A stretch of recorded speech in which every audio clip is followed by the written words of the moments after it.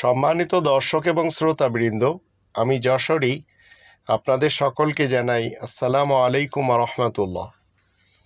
আমাদের দেশের এই উলামা লীগ এবং উলামা দল, হিফাজত এবং তরিকত এবং সালাফি উলামা সমাজ, এরা সবাই কোনো না কোনোভাবে আমাকে মুনকিরিনে হাদিস বলে।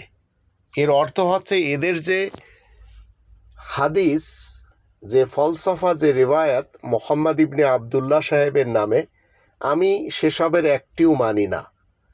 তো মুনকিরিনে হাদিস এরা আমাকে বলে, কিন্তু এরা সবাই মুনকিরিনে আহসান আল হাদিস।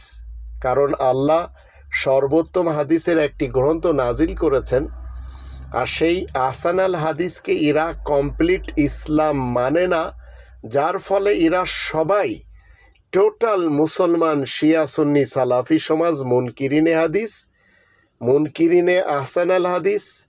তাই এদের কারোর সাথে আমার কোনো রকমের ইসলামিক সম্পর্ক নেই। আমাকে এরা মুনকিরিনে হাদিস বলে, অবশ্যই আমি এদের সকলের লাহওয়াল হাদিসের মুনকির। তাই আমি এদের কারোর কোনো হাদিস মানি না। তবে এরা সবাই মুনকিরিনে আহসান আল হাদিস, আল্লাহ তাআলার সর্বোত্তম একটি লিখিত আহসান আল হাদিসের এরা সবাই মুনকির।